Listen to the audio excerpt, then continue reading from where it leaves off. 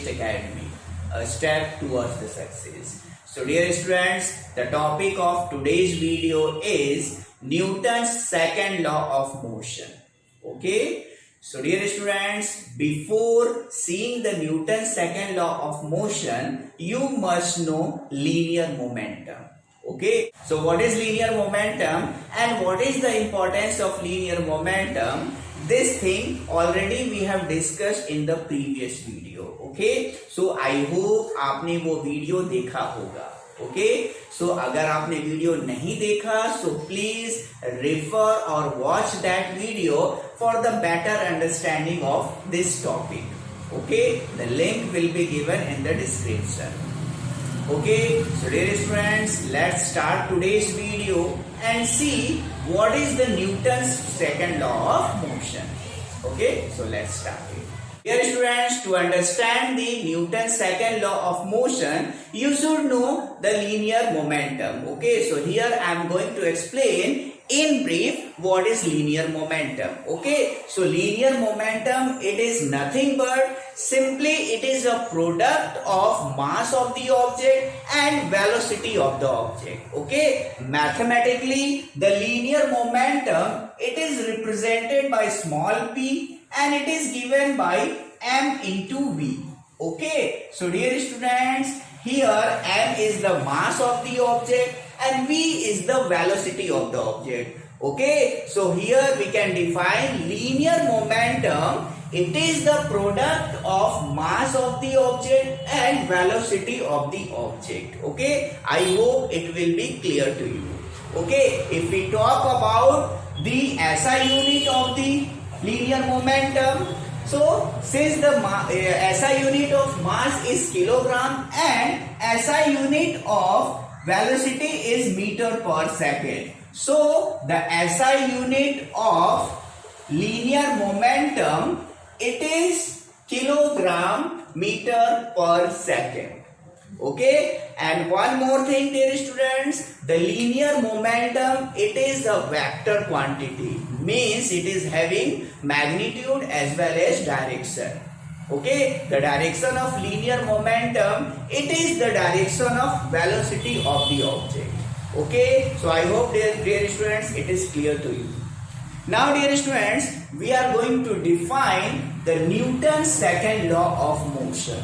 Okay, so according to Newton's second law of motion, the rate of change of linear momentum of a body, it is directly proportional to the applied external force on the body. Okay, in a simple terms, according to Newton's second law of motion, किसी भी body में जो linear momentum में change होता है वो applied force के directly proportional होता है.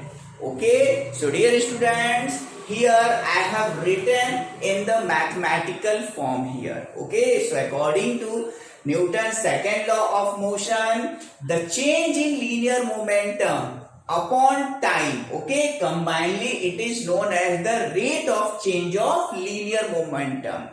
It is directly proportional to the applied force. Okay, so mathematically del P, so here del P represent the change in linear momentum. Okay, and it is divided by time.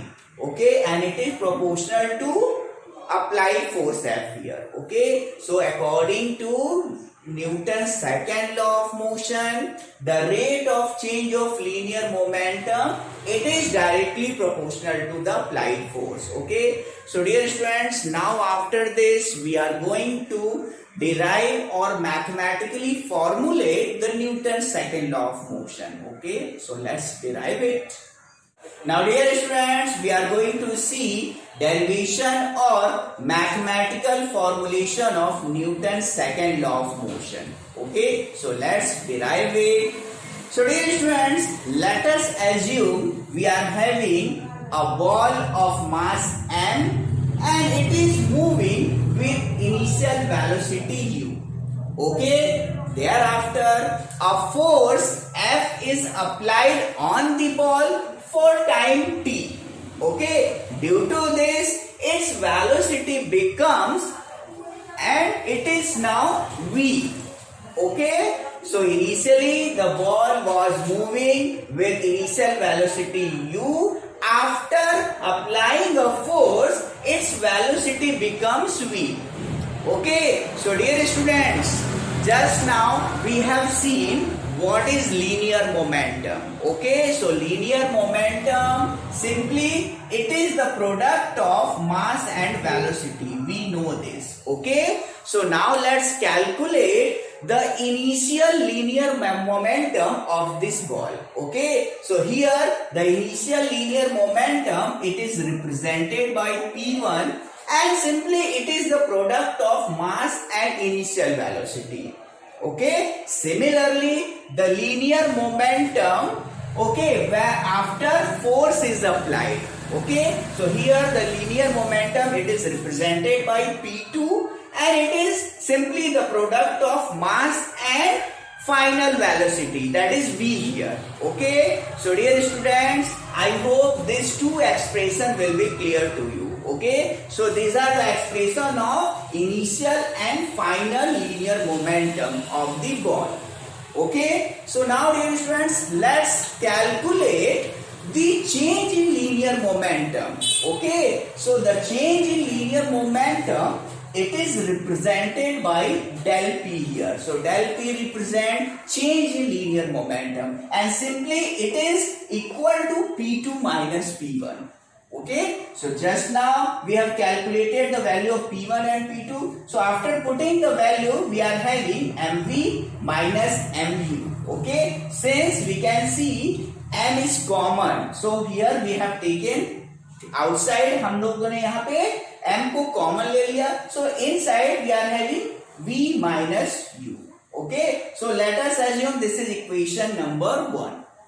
Okay, so dear students, now we know that according to Newton's second law, the rate of change of linear momentum, okay, simply the rate of change of linear momentum, it is represented by del P upon T. It represents the rate of change of linear momentum, and it is directly proportional to the applied force. Okay, this law is given by the Newton. Okay, now let's put the value of del P from equation 1 here. Okay, so dear students, after putting the value of del P, we are having M V minus U upon T, that is proportional to F. So dear student, we have put the value of del P in this equation, and we are having this. Okay, so let us assume this is equation number 2.